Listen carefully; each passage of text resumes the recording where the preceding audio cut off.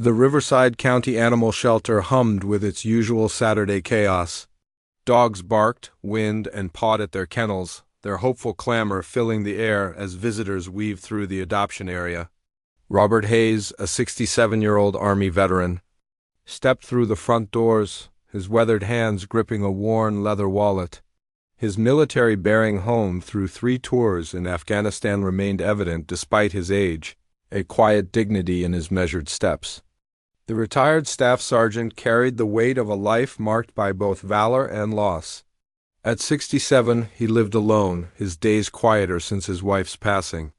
"I'm looking for a companion dog," he told Jennifer Martinez, the 28-year-old shelter coordinator, his voice steady but soft. "Something calm, intelligent. It's time I had company again." Jennifer, with 5 years of matching animals to adopters, studied Robert's careful grooming and patient demeanor. His pressed shirt and respectful nod suggested stability. Someone who cared deeply for a pet? She immediately thought of senior dogs who'd thrive in a quiet home. "Let me show you our older German shepherds and labs," she said, gesturing toward the kennel area. "They'd love a peaceful retirement home." As they walked, the shelter's cacophony enveloped them: barks, whines, and the restless energy of animals vying for attention. Robert scanned the kennels, his expression thoughtful but reserved, as if searching for something specific he couldn't name. Then, a sound cut through the noise, a distinctive whimper, sharp and urgent like a beacon piercing the chaos. Robert froze mid-step, his posture tensing. "What was that?" he asked, his voice suddenly edged with something Jennifer couldn't place. She frowned, unsure which sound had caught his attention in the din. "Let's find out," she said, following as he moved toward the source. They stopped at kennel number 23, where a 4-month-old German shepherd puppy sat pressed against the back wall. The puppy was striking, classic black and tan coloring, intelligent dark eyes, and ears just beginning to stand with that trademark shepherd alertness. The moment the puppy's eyes met Robert's, everything changed. The young dog launched forward, slamming against the chain-link door, releasing cries that blended raw joy with heartbreak. These weren't typical dog vocalizations. They were the sounds of recognition, of a love thought lost forever. The puppy's tail wagged so fiercely his small body shook, and actual tears, streamed down his muzzle as he pawed desperately at the door, trying to reach the man standing frozen before him. "Scout," Robert whispered, his voice cracking, as he dropped to his knees in front of the kennel. "Is that really you, boy?" The puppy's response was electric, a mix of whimpers and joyful cries that echoed through the shelter, drawing curious glances from other visitors. His paws scratched at the chain link, his dark eyes locked on Robert's, filled with desperate love. Jennifer stood speechless, her tablet dangling in her hand. She'd seen emotional adoptions, but this was something else, a connection so profound it defied explanation. "You know this dog?" she asked, though the answer was clear in the raw emotion unfolding before her. Robert's eyes glistened as he pressed his fingers through the chain link to touch Scout's trembling nose. "This is my dog," he said softly, his voice thick with emotion. "Or he was. I raised him from 6 weeks old. His name is Scout." Jennifer quickly pulled up Scout's intake file on her tablet. The puppy had been surrendered 2 weeks earlier by a woman claiming to be his owner, with no mention of Robert. The story didn't add up, and Jennifer sensed there was far more to this reunion. "Let's sit down and talk," she said gently, leading Robert to the shelter's quiet consultation room. Scout, still trembling with excitement, was led out of his kennel and immediately curled into Robert's lap, his small body relaxing for the first time since arriving at the shelter. As Robert stroked Scout's fur, the story poured out, each word heavy with pain and love. "I got Scout when he was 6 weeks old," he began. "My wife, Margaret, had just been diagnosed with stage 4 pancreatic cancer. Doctors gave her 6 months. She loved German shepherds. We'd had them throughout our 40-year marriage. She wanted one last puppy to love in her final days. Scout had been Margaret's constant companion during her chemotherapy, somehow sensing her pain and adjusting his boisterous puppy energy to her needs. He'd lie beside her hospital bed for hours, Robert said, his eyes distant. When she Was too weak to play, he'd rest his head on her arm. On her good days, he'd bring her toys, gentle as could be. It was like he knew he was her therapy dog. Margaret lived 8 months longer than predicted, and both she and Robert credited Scout's presence for much of that time. He gave her joy, purpose, Robert said, his voice breaking. He gave us both that. When Margaret passed 3 months ago, Robert and Scout grieved together, finding solace in their shared loss. He slept in her spot on the bed for weeks, Robert said, tears spilling over. He kept waiting for her to come home.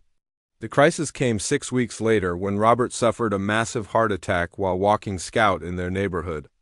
Paramedics found him unconscious on the sidewalk, Scout sitting protectively beside him, refusing to leave even as responders tried to coax him away.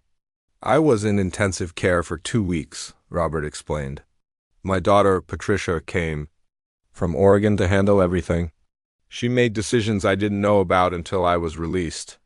Patricia, overwhelmed by her father's near-death experience and her own grief, had placed Scout with a family she thought could care for him better, the Hendersons, a young couple with children. But the placement was a disaster. Scout, grieving and anxious, became destructive and depressed. After 3 weeks, the Hendersons surrendered him to the shelter, falsely claiming he was a stray to avoid questions. They didn't want to admit they couldn't handle him, Robert said bitterly. I only found out 3 days ago they'd given him up. I've been calling every shelter in the county to find him. Jennifer's heart sank as she listened. The reunion was a miracle, but a shadow loomed. Mr. Hayes, she said gently, are you able to care for a puppy now, given your recent health issues? Robert's silence was answer enough, his hand tightening on Scout's fur. The puppy, sensing the shift, pressed closer, resting his head against Robert's chest. The bond between them was undeniable, forged through love and loss, but the heartbreaking reality of Robert's condition threatened to tear them apart again. In the quiet consultation room of the Riverside County Animal Shelter, Robert Hayes sat with Scout curled tightly in his lap, the 4-month-old German Shepherd puppy finally at peace after weeks of distress. The reunion had been electric, a raw display of recognition and love that left shelter coordinator Jennifer Martinez and nearby visitors stunned. But now, as the initial joy faded, a heavy silence settled over the room. Jennifer's gentle question hung in the air. Mr. Hayes, are you able to care for a puppy now, given your recent health issues? Robert's lack of response spoke volumes, his weathered hand tightening on Scout's fur as the puppy pressed closer. Resting his head against Robert's chest as if sensing the gravity of the moment, Jennifer watched, her heart torn. In her 5 years at the shelter, she'd seen countless emotional adoptions, but the bond between Robert and Scout was extraordinary, forged through shared grief and love for Robert's late wife, Margaret. Yet the reality of Robert's health cast a shadow over their reunion. German Shepherd puppies are incredibly active, she said softly, her voice careful but firm. Scout's only 4 months old. He'll need several hours of exercise daily, consistent training, and constant supervision. At full size, he'll be 70 to 80 pounds of muscle and energy. Are you prepared for that? Robert's face tightened, the lines etched by 67 years deepening with pain. He nodded slowly, his gaze fixed on Scout. I know, he said, his voice low and strained. Margaret and I raised 4 German Shepherds over the years. I understand what they need. And I know I can't provide it anymore. The cruel irony was unbearable. Scout, trained during Margaret's illness to be gentle and calm, was perfectly suited to Robert's current limitations. The puppy didn't crave intense physical exercise. He needed emotional connection and stability, things Robert could offer in abundance. But his recent heart attack had changed everything. My doctor was clear, Robert continued, his voice barely above a whisper. No heavy lifting, no strenuous activity, no stress. My heart functions at 40% of normal. I'm on 6 medications and in cardiac rehab 3 times a week. I can barely keep up with myself, let alone a puppy. Scout, as if sensing the weight of Robert's words, nuzzled closer, his intelligent dark eyes gazing up with unwavering trust. Jennifer felt a lump in her throat. She'd seen animals and humans connect, but this was different, a bond so deep. It seemed to transcend time and circumstance. There might be options, she offered, grasping for hope. Dog walkers, doggy daycare, family members who could help with Scout's care. Robert shook his head, his expression weary.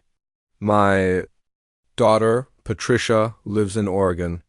She's got her own family and made it clear she thinks I shouldn't have a dog. I'm on a fixed military pension and Social Security. I can barely afford my medications, let alone professional dog care. His honesty was raw, his love for Scout clashing with the reality of his limitations. Jennifer's heart sank further. Shelter policy was strict for a reason. Adopters had to meet the animal's needs for its entire life.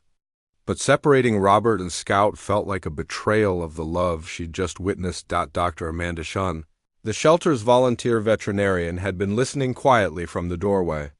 With 15 years of experience, she'd seen animals suffer from broken bonds, and Scout's case had worried her since his arrival. She stepped into the room, her presence calm but authoritative. "Mr. Hayes," she said, settling into a chair beside him, "Scout's been severely depressed since he got here. He barely eats, doesn't interact with staff or volunteers, and spends most of his time pressed against the back of his kennel.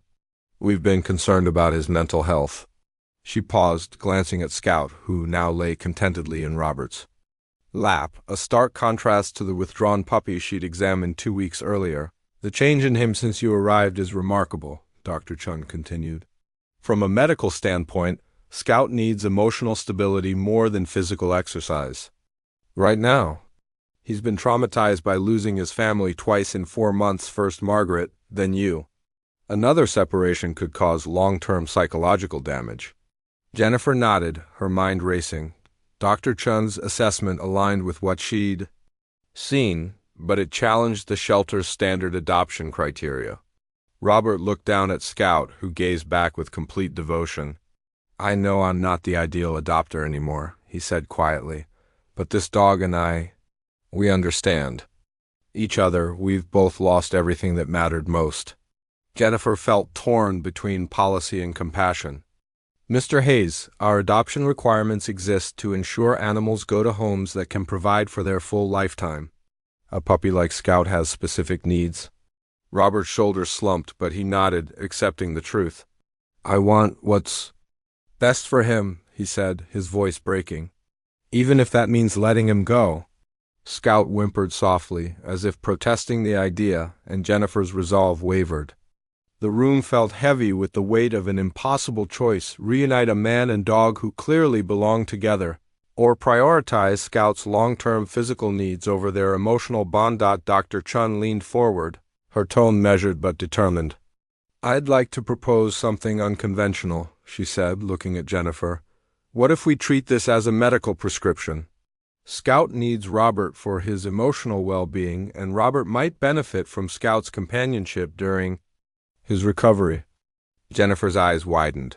"What do you mean, exactly?" Dr. Chun explained. "Therapy animals and emotional support dogs provide documented health benefits. For Robert, a calm, well-trained companion could support his cardiac rehabilitation light. Walking, reduce stress, a reason to maintain a routine. These are all beneficial for heart patients." Robert's face flickered with hope, the first spark since the conversation turned to his health. Scout, sensing the shift, looked up, his tail giving a tentative wag, but Jennifer remained cautious. "What about Scout's exercise needs?" she asked. Dr. Chun had clearly thought this through. Scout isn't a typical high-energy puppy anymore. His trauma has made him more sedate, bonded to his primary person. His needs right now are emotional stability, a gentle routine, and consistent love. All things Robert can provide. The shelter director, Carol Williams, was called in to join the discussion. With 20 years of running shelters, she'd learned that the best adoptions sometimes broke conventional rules. She listened carefully to Dr. Chun's assessment, then turned to Robert.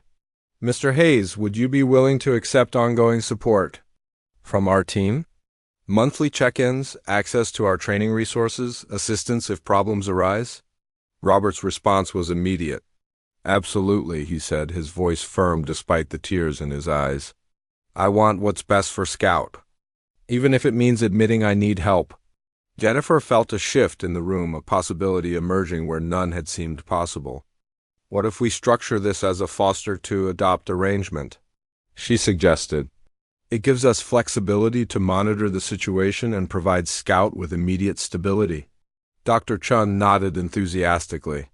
I'll volunteer to be Scout's primary veterinarian and monitor his physical and emotional progress. I want to document this. It could be a model for other shelters dealing with senior adopters and traumatized animals. As they discussed logistics, Scout remained glued to Robert's side, his small body pressed against the man as if afraid to lose him again. The puppy's transformation from the depressed, withdrawn animal of hours earlier to this alert, devoted companion was undeniable. He knows he's where he belongs, Jennifer said softly, watching Scout's eyes follow Robert's every move. Robert looked down, his hand resting on Scout's head. Thank you for giving us a chance, he said, his voice thick with gratitude. I promise you won't regret it. But even as hope filled the room, a shadow lingered. Robert's health was fragile, and Scout's future was far from certain. The decision to move forward as a foster arrangement was a step toward preserving their bond, but it was only the beginning of a journey that would test their love in ways none of them could yet foresee. The Riverside County Animal Shelter's consultation room buzzed with cautious optimism as Robert Hayes, Scout still nestled in his lap, signed the foster-to-adopt agreement. The 67-year-old Army veteran's hand trembled slightly, not from his recent heart attack but from the weight of the moment. Scout, the 4-month-old German Shepherd puppy, seemed to sense the shift, his dark eyes flicking between Robert and the shelter staff with quiet trust. Jennifer Martinez, the shelter coordinator, watched with a mix of relief and lingering concern. The creative solution fostering with the intent to adopt after a 90-day trial felt like a victory for compassion, but Robert's fragile health and Scout's needs loomed large. You're doing the right thing, Mr. Hayes, said Carol Williams, the shelter director, her 20 years of experience lending calm authority. We'll support you every step of the way. Vet care, training, resources, volunteer dog walkers. We want this to work. Robert nodded, his weathered face softening. I just want Scout to be happy, he said, stroking the puppy's black and tan fur. He's been through too much already. Dr. Amanda Chun, the volunteer veterinarian, smiled. I'll be checking in regularly. Scout's emotional health is my priority, and being with you is already transforming him. The puppy's tail thumped gently.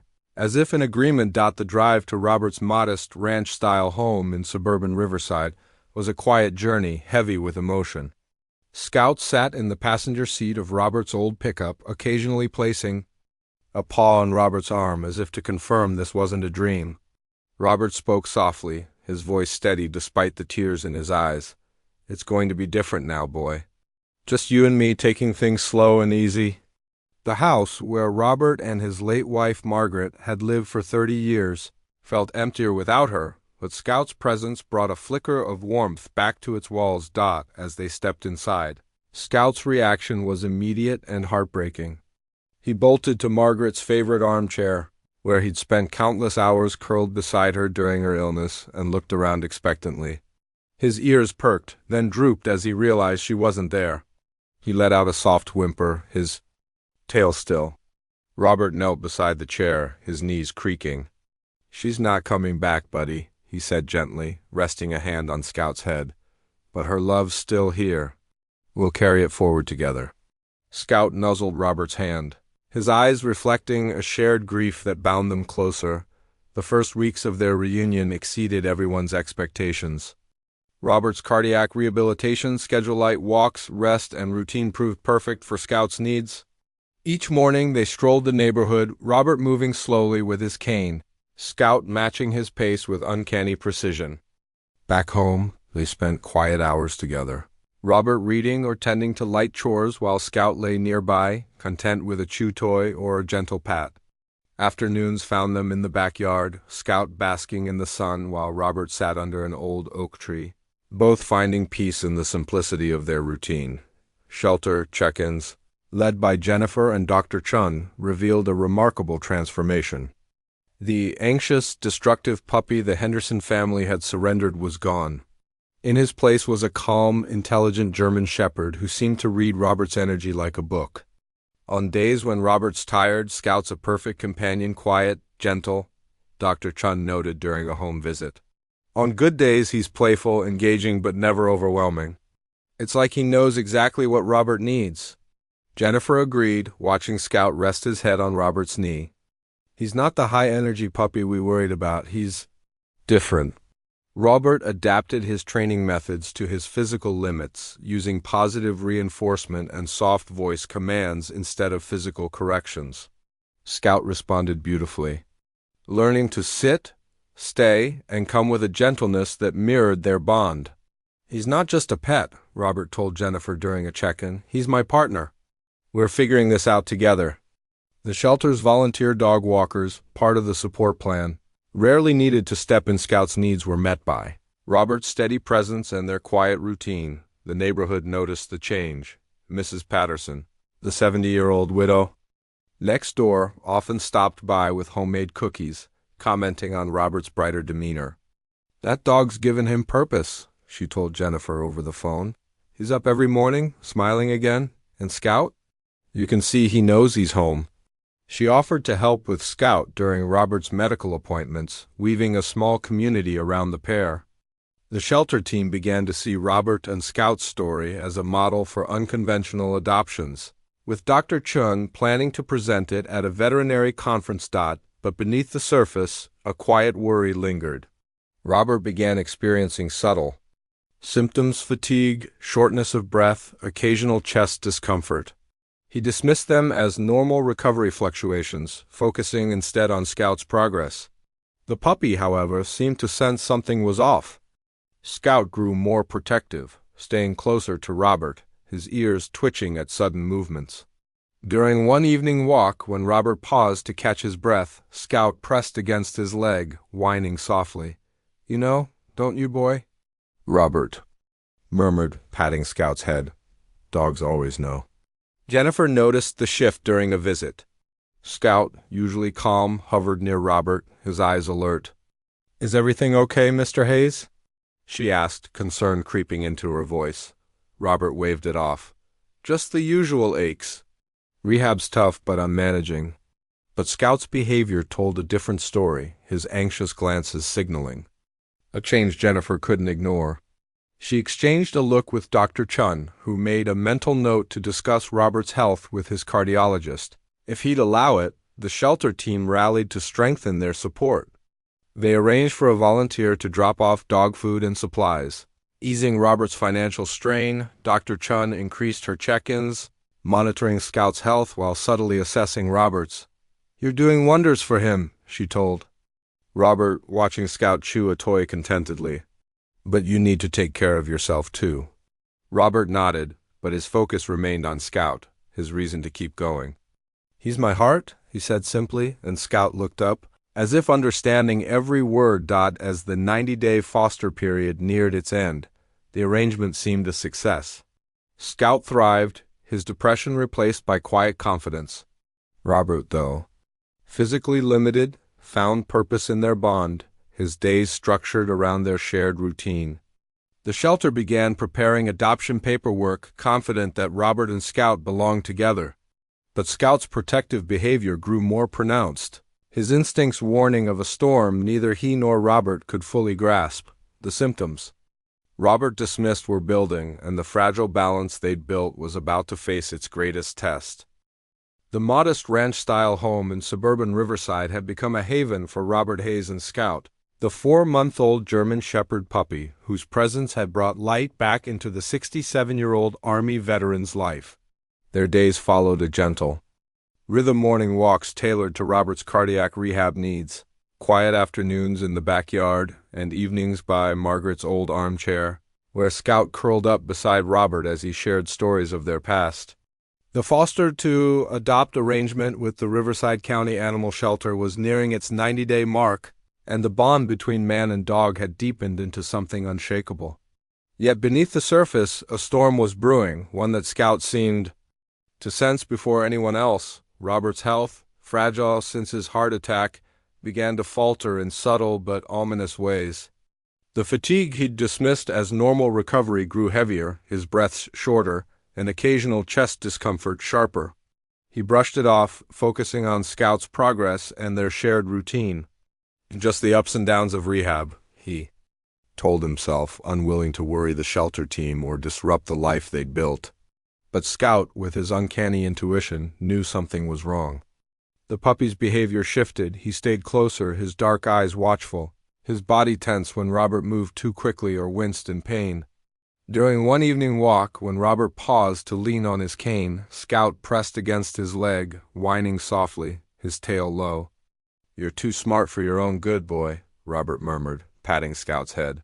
But the puppy's anxious gaze didn't waver. Jennifer Martinez, the shelter coordinator, noticed the change during a routine check-in. Scout, usually calm and content, hovered near Robert, his ears twitching at every sound. "Is everything okay, Mr. Hayes?" she asked, her voice laced with concern. Robert offered a tired smile. "Just feeling my age. Rehab's tough, but Scout keeps me going." Jennifer wasn't convinced. Scout's protective demeanor standing between Robert and the door, nudging his hand when he sat too long told a different story. She glanced at Dr. Amanda Chun, the volunteer veterinarian who joined the visit. Dr. Chun's eyes narrowed as she watched Robert's labored breathing. "Have you spoken to your cardiologist recently?" she asked gently. Robert shrugged. "I see him next week, nothing urgent." But Scout's behavior grew more pronounced. He began waking Robert at night, resting his head on Robert's chest as if monitoring his heartbeat. During one quiet afternoon, when Robert dozed off in Margaret's chair, Scout nudged him awake, his whimpers urgent. "I'm fine, buddy," Robert reassured, but his voice lacked conviction. The shelter team, sensing the shift, increased their support. Volunteers delivered dog food and supplies to ease Robert's financial burden, and Mrs. Patterson, the neighbor, offered to take Scout on longer walks when Robert felt weak. "That dog knows something's off," she told Jennifer over the phone. "He's like Robert's guardian angel." Dr. Chun, worried about both Scout's emotional health and Robert's condition, pushed for a plan. "Scout's thriving because of Robert," she told Jennifer, "but if his health is declining, we need to think about Scout's future." The idea of separating them felt wrong, but the shelter's responsibility was to ensure Scout's long-term well-being. Jennifer nodded, her heart heavy. "We're so close to finalizing the adoption, but if Robert can't—" She trailed off, unwilling to voice the possibility. Dr. Chun suggested reaching out to Robert's daughter, Patricia, in Oregon, to discuss contingency plans, but Jennifer hesitated. "He's so happy with Scout. I don't want to take that away unless we have to." The turning point came during a routine cardiologist appointment, one Robert nearly canceled because he felt, well, enough. Scout, unusually agitated, refused to leave Robert's side that morning, pawing at his legs as he prepared to leave. "I'll be back soon, boy," Robert said, but Scout's whimpers followed him out the door. At the clinic, Dr. Martinez, Robert's cardiologist, delivered devastating news. His symptoms weren't mere fluctuations, but signs of progressive heart failure.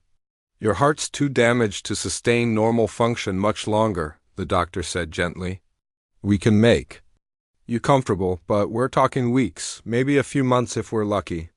Robert sat in stunned silence, his thoughts not on his own mortality but on Scout. The puppy had already endured 2 traumatic separations, first Margaret's death, then the Hendersons' surrender. Now he faced losing Robert, his anchor, forever. "What happens to Scout?" Robert asked, his voice barely audible. Dr. Martinez, unaware of the full story, offered only medical advice, but Robert's mind raced with fear. He pictured Scout back in Kennel 23, alone and grieving, his intelligent eyes dimmed by loss. The thought was unbearable. Back home, Scout greeted Robert with frantic joy. Sensing the weight of the news before Robert spoke a word, the puppy climbed into his lap, resting his head on Robert's chest, as if trying to will strength into his failing heart. "You're trying to take care of me, aren't you?" Robert whispered, tears spilling over. That evening he called Jennifer, his voice steady despite the pain. I got some bad news today, he said, explaining the diagnosis. I need to make sure Scout's okay, no matter what happens to me. Jennifer's heart sank, but she promised to work with him to find a solution. Dr. Chun took charge, contacting local German Shepherd rescue groups to identify potential adopters who could provide the active life Scout would eventually need. But Robert's focus was on the present, on making every moment with Scout count. They spent long hours together, Robert sharing stories of Margaret, of their life, of the love that had shaped them. Scout listened, his head tilted, as if absorbing every word. "You're my family, boy," Robert said, his voice breaking. "I need you to be okay when I'm gone." The shelter team rallied, arranging for more frequent check-ins and coordinating with Mrs. Patterson to ensure Scout's care didn't overwhelm Robert.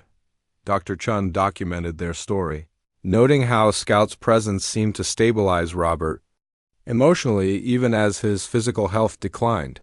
"He's giving Robert a reason to fight," she told Carol Williams, the shelter director.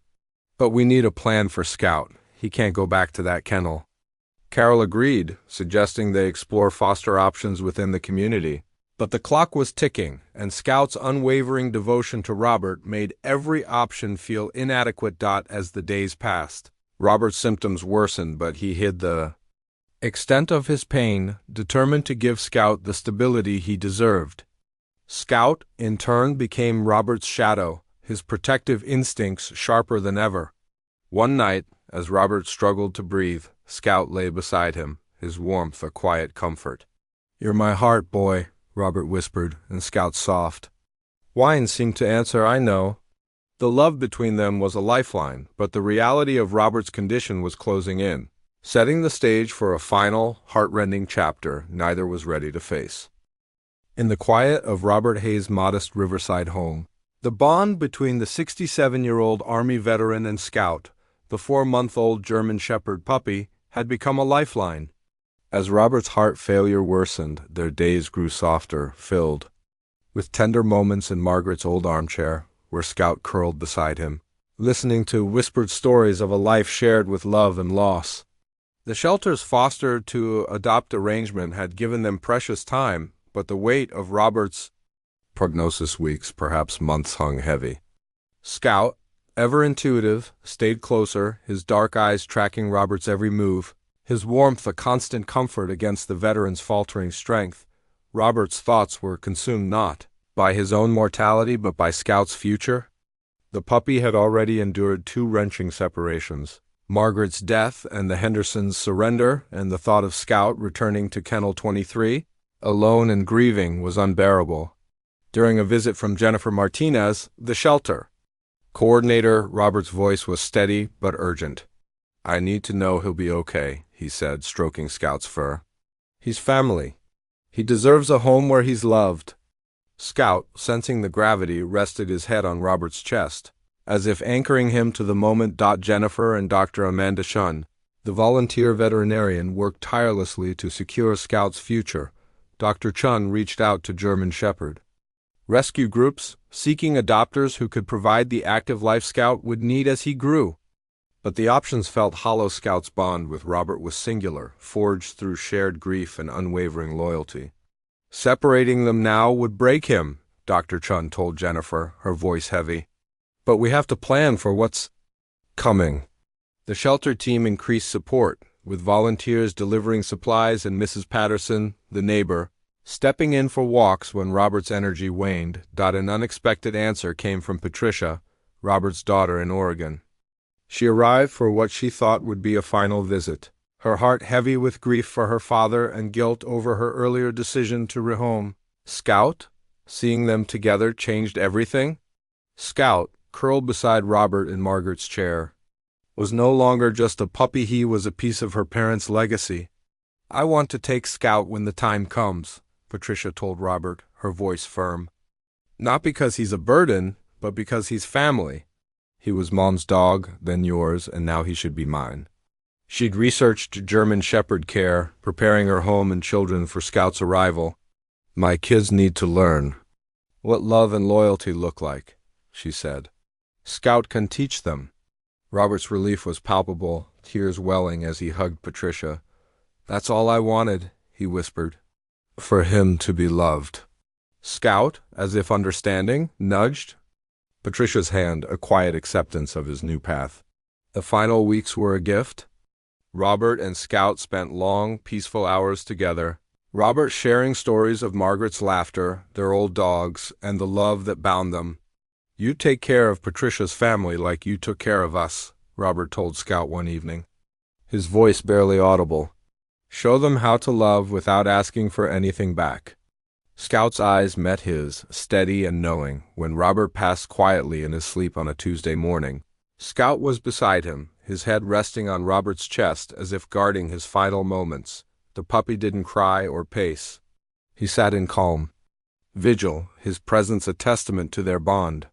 Patricia arrived that afternoon, finding Scout by Robert's bed, his eyes soft but resolute. She knelt beside him, and Scout gently placed his head in her lap, honoring his past while embracing his future. "You did good, boy," she whispered, tears falling. "You took care of him." Scout now lives with Patricia's family in Oregon, a beloved pet and living reminder of Robert and Margaret's love. He plays with her children, his calm intelligence guiding them. Just as he guided Robert through his final days, Dr. Chun presented their story at a veterinary conference, a case study in prioritizing emotional bonds in adoptions. The shelter adopted new protocols inspired by Robert and Scout to support senior adopters and traumatized animals. Mrs. Patterson, still in Riverside, keeps a photo of Robert and Scout on her mantle, a reminder of the love she witnessed next door. The legacy of Robert and Scout's bond endures, a testament to love's power to transcend time and loss. Their story, shared widely, inspires support for shelter programs that think beyond rigid rules to create perfect matches. Scout, now thriving, carries forward the lessons of loyalty and sacrifice, a living bridge between past and future, proving that true connections never fade, even when life demands the hardest goodbyes.